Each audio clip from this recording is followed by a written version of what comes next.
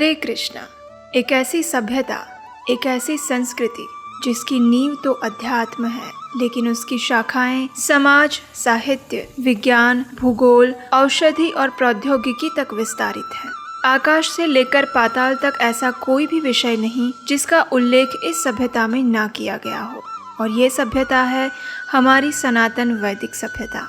वैदिक साहित्य में निर्देशित हर प्रकार के दिशा निर्देश, व्रत, नियम इत्यादि का उद्देश्य न सिर्फ मानव कल्याण की भौतिक उन्नति का है, अपितु उसकी परम आध्यात्मिक प्रगति का भी है। और वैदिक संस्कृति में संपूर्ण विश्व को एक परिवार माना गया है और समस्त जीवात्माओं के सह अस्तित्व को प्रोत्साहित किया गया है। ये ऐसी सभ्यता है जहाँ गाय को माता कहा गया है और तुलसी के पौधे को पूजनीय। तो चलिए, आज हम आपको वैदिक साहित्य में समाविष्ट कामिका एकादशी की कथा सुनाते हैं, जिसका वर्णन ब्रह्मवैवर्त पुराण में आता है। आज हम आपको कामिका एकादशी की कथा के साथ इस एकादशी में किसकी पूजा करनी चाहिए और कैसे करनी चाहिए तथा इस व्रत का पालन करने की विधि क्या है, इस विषय में वीडियो के अंत तक संपूर्ण जानकारी देंगे। तो चलिए, अब हम अपने काल यंत्र को 5000 वर्ष पीछे घुमाकर सीधे चलते हैं युधिष्ठिर महाराज के पास, जहाँ वे भगवान श्री कृष्ण से कुछ पूछ रहे हैं। और वो क्या है, चलिए देखते हैं। युधिष्ठिर महाराज ने भगवान श्री कृष्ण से पूछा, हे गोविंद, मैं आपके चरण कमलों में सादर नमस्कार करता हूँ। मैंने आपके मुखारविंद से आषाढ़ मास के शुक्ल पक्ष में आने वाली देवशयनी एकादशी के विषय में सुना। अब आप मुझे कृपा करके श्रावण मास के कृष्ण पक्ष में आने वाली एकादशी के विषय में बताएं। ये सुनकर मनोहर मुस्कान वाले भगवान श्री कृष्ण ने उत्तर दिया, हे राजन, जो प्रश्न अभी अभी तुमने किया है वही प्रश्न लेकर परम शुद्ध भक्त नारद मुनि एक बार सृष्टि के रचयिता ब्रह्मा जी के पास गए थे। उस समय उन दोनों के बीच जो वार्तालाप हुआ उसी को मैं तुम्हें सुनाता हूँ, ध्यान पूर्वक सुनो। ये कहकर मधुसूदन ने कथा कहना आरंभ किया। एक तरफ जब यहाँ भगवान स्वयं एकादशी व्रत की महिमा की धारा बहा रहे हैं, तो क्यों ना हम भी उसी बहती गंगा में गोता लगा ले। तो चलिए कथा का आरंभ करते हैं। एक समय की बात है जब चराचर जगत में भ्रमण करते हुए भगवान नारायण के परम भक्त श्री नारद मुनि अपने पिता ब्रह्मा जी के पास पहुंच जाते हैं। और आप तो जानते ही हैं कि नारद मुनि सदा ही विचरण करते रहते हैं, इसलिए उनके मन में सदैव कोई न कोई जिज्ञासा और प्रश्न होता है। लेकिन हाँ, ये बात भी परम सत्य है कि उनका प्रश्न सदैव मानव हित के लिए ही होता है। और ऐसा ही एक प्रश्न उन्होंने ब्रह्मा जी से पूछा। नारद मुनि ने कहा, हे कमलासन, हे परमपिता, पवित्र श्रावण मास के शुक्ल पक्ष में कौन सी एकादशी आती है? उसकी पूजा विधि क्या है? इस दिन किसकी आराधना करनी चाहिए और इससे क्या लाभ प्राप्त होता है? कृपया मुझे बताएं। नारद मुनि का वचन सुनकर ब्रह्मा जी ने कहा, हे नारद, जगत कल्याण के लिए तुमने जो प्रश्न पूछा है उसका उत्तर सुनो। श्रावण मास के शुक्ल पक्ष में आने वाली परम कल्याणी एकादशी को कामिका एकादशी कहते हैं।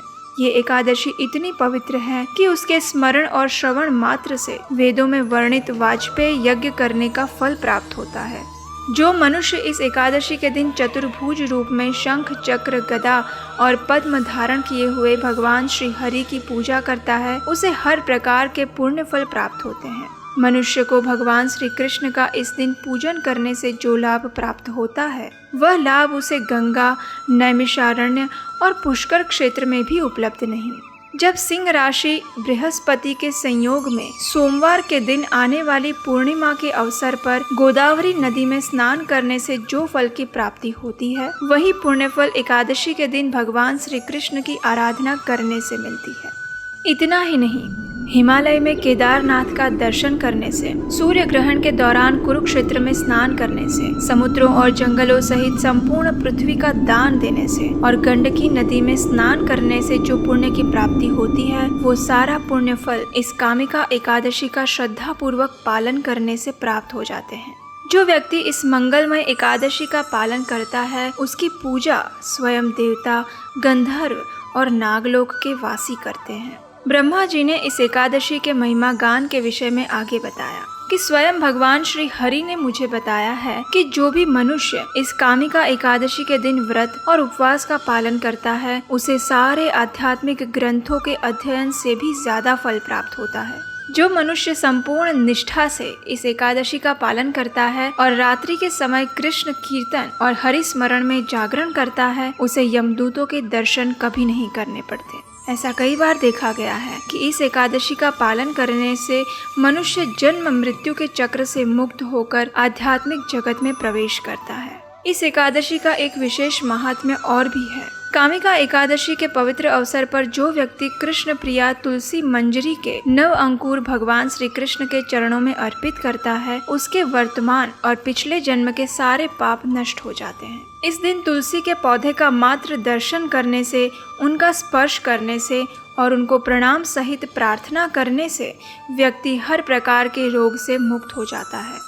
जो इस दिन तुलसी को जल अर्पण करता है वह यमराज के भय से मुक्त हो सकता है। और जो मनुष्य इस कामिका एकादशी के दिन तुलसी के पौधे को उगाता है या तुलसी महारानी की सेवा करता है उसे भगवान श्री कृष्ण के साथ उनके दिव्य धाम में वास करने का अवसर प्राप्त होता है। वृंदे देवी तुलसी महारानी भगवान श्री कृष्ण को इतनी प्रिय है कि बिना तुलसी पत्ते के भगवान कोई भोग भी स्वीकार नहीं करते।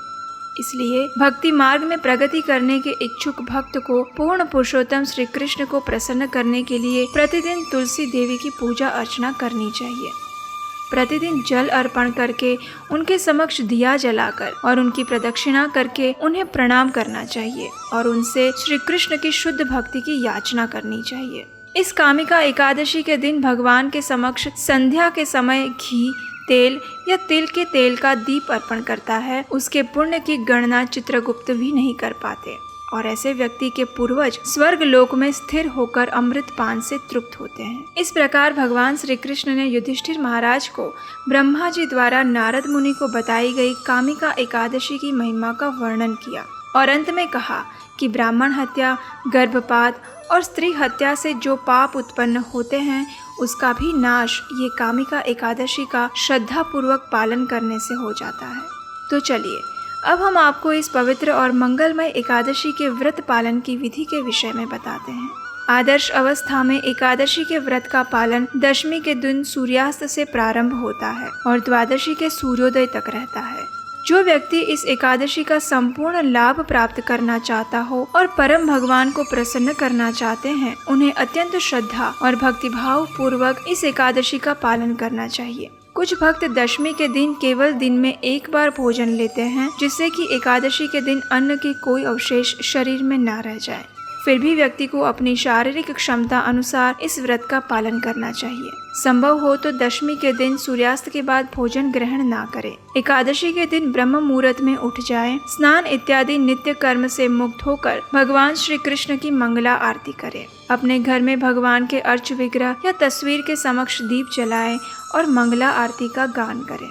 तुलसी के पौधे को जल अर्पण करे, उसकी प्रदक्षिणा करे और तुलसी देवी को प्रणाम करे। प्रातः काल का समय सतोगुण प्रधान होता है जो कि आध्यात्मिक उन्नति के लिए अनुकूल है। इसलिए समय गवाए बिना व्यक्ति को पूजन अर्चन के बाद तुरंत ही हरे कृष्ण महामंत्र का जाप करना चाहिए। आप तुलसी देवी के समक्ष बैठकर हरे कृष्ण कृष्ण कृष्ण हरे हरे, हरे राम राम राम हरे हरे इस महामंत्र का अधिक से अधिक मात्रा में जप कर सकते हैं। अगर आप इस एकादशी के पालन का सर्वाधिक लाभ प्राप्त करना चाहते हैं तो इस दिन आपको सर्वाधिक मात्रा में हरे कृष्ण महामंत्र का जाप करना चाहिए। एकादशी के दिन किसी भी प्रकार का अन्न, दाल, चावल इत्यादि का सेवन नहीं करना चाहिए। व्यक्ति अपनी शारीरिक क्षमता अनुसार जल, फल, दूध या एकादशी प्रसाद ले सकते हैं। इस दिन भौतिक चर्चा में समय को व्यर्थ किए बिना ज्यादा से ज्यादा मात्रा में हरि कथा का श्रवण, हरि नाम का जप और हरे कृष्ण महामंत्र का कीर्तन करना चाहिए। संध्या के समय आप अपने घर में अर्च विग्रह के समक्ष और तुलसी देवी को दीप अर्पण करके घर में कीर्तन कर सकते हैं या सुन सकते हैं। तो चलिए भौतिक कल्मश का नाश करने वाले इस महान कामिका एकादशी का निष्ठा पूर्वक पालन करते हैं और अपनी चेतना को कृष्ण भावना भावित बनाने की प्रक्रिया में अग्रसर होते हैं। हरे कृष्णा।